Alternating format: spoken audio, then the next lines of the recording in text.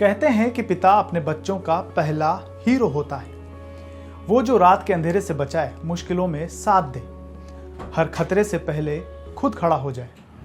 लेकिन जयपुर से जो कहानी सामने आई है, उसने इस भरोसे को हमेशा के लिए तोड़ दिया है।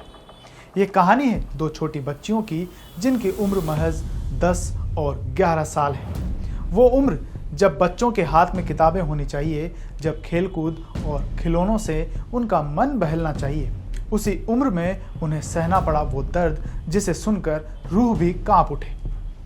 नमस्कार, मेरा नाम है अरविंद और आप देख रहे हैं फर्स्ट इंडिया न्यूज़ का डिजिटल प्लेटफॉर्म। बीते कुछ हफ्तों से दोनों बच्चियों को लगातार पेट में तेज दर्द हो रहा था।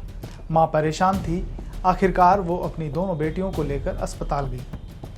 डॉक्टर ने बच्चियों की हालत देखी तो उसे कुछ अजीब सा लगा, शक हुआ। जब जांच की गई तो सच्चाई सामने आई। जांच में साफ हो गया कि बच्चियों के साथ कई बार शारीरिक शोषण हुआ है। लेकिन जब डॉक्टर ने मां से बात की तो वो कांप उठी।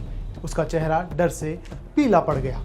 वो जानती थी उसके पति ने ये सब किया है, लेकिन वह शिकायत करने की हिम्मत नहीं जुटा पाई। उसे डर था कि अगर पुलिस में गई तो पति उसे और बच्चियों को घर से निकाल देगा, समाज में बदनामी होगी और सिर छुपाने की जगह नहीं बचेगी। इसके बाद डॉक्टर ने इस दर्दनाक सच्चाई की जानकारी पुलिस और एक एनजीओ को दी।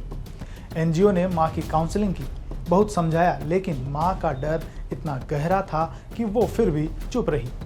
तब पुलिस ने खुद का एक अनोखा तरीका अपनाया। स्पाई कैमरे की मदद से मां और दोनों बच्चियों का बयान रिकॉर्ड किया। बच्चियों की खामोशी में छुपा डर, उनके आंसुओं की गवाही, सब कुछ कैमरे में कैद हो गया। इतने सारे सबूतों और मेडिकल रिपोर्ट के आधार पर पुलिस ने खुद पहल कर एफआईआर दर्ज कर ली। अब आरोपी पिता सलाखों के पीछे है। जयपुर पुलिस ने उसे गिरफ्तार कर लिया है। जांच में ये बात भी सामने आई कि आरोपी पिछले कई सालों से अपनी ही बेटियों के साथ ये घिनौना काम कर रहा था। मां ने कई बार उसे समझाने की कोशिश की, रोई, गिड़गिड़ाई, लेकिन वह उसे धमकाकर चुप करवा देता। कभी कहता बेटियों को बदनाम कर दूंगा, कभी घर से निकालने की धमकी देता। मां बस अपने बच्चों को बचाने की कोशिश में डर और बेबसी के जाल में उलझी रही।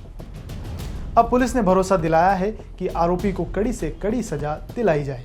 डीसीपी वेस्ट जयपुर अमित बुड़ानिया ने कहा कि जल्द ही जांच पूरी कर कोर्ट में चार्जशीट दाखिल की जाएगी।